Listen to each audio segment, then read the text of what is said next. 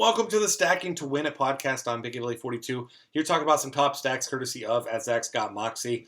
Starting off here with the Cardinals at the 49ers. Team total 27.5, nearly 4 touchdowns there. And this is a team that had their way with the Bengals, who were the top defense in the league according to points per game coming into last week. Put up 34 points on them. 49ers giving up 25.2 points a game, 278 passing yards.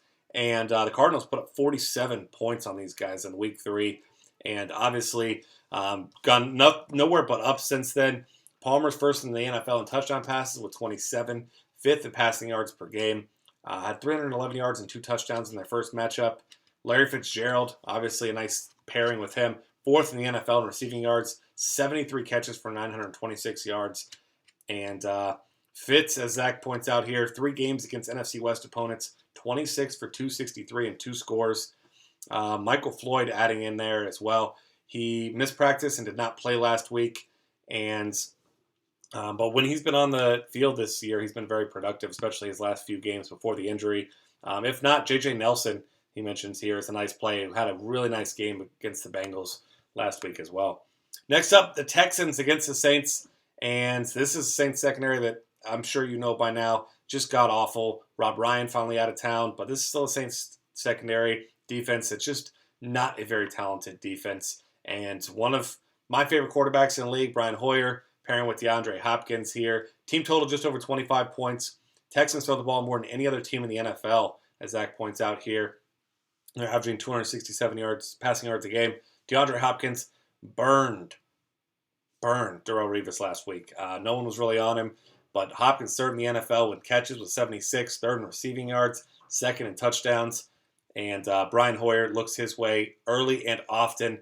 And this is just a great spot for it's a fairly cheap stack here, especially on DraftKings where you can get Brian Hoyer for just $5,000. So DeAndre Hopkins is going to be a pretty popular play. Hoyer probably will be as well on DraftKings. Maybe not so much on FanDuel, but makes him a nice contrarian play there as well.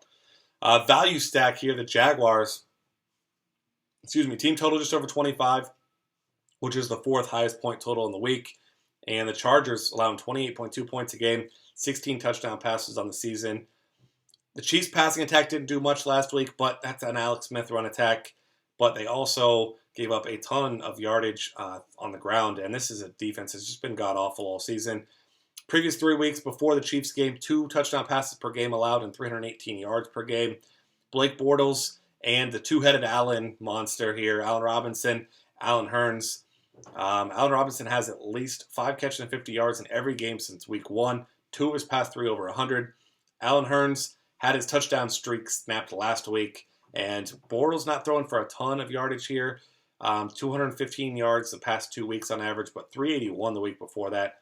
Jags with big-time upside. The duo, the trio, take your pick here. Allen Hurns is a real nice discount on DraftKings compared to Allen Robinson, 58 to 73, whereas they're 72 to 79 on FanDuel. So that's a nice duo, nice trio if you wanted to go the full route there against the Chargers.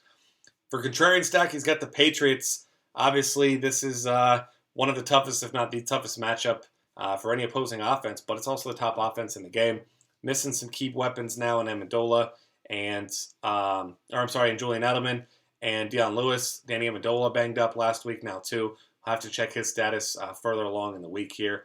But Brady, of course, leading the league in passing yards, second in touchdown passes, and is missing some key pieces, like you said there. But Rob Gronkowski, Brandon LaFell, 2 guys that you could look at for your tournaments here. And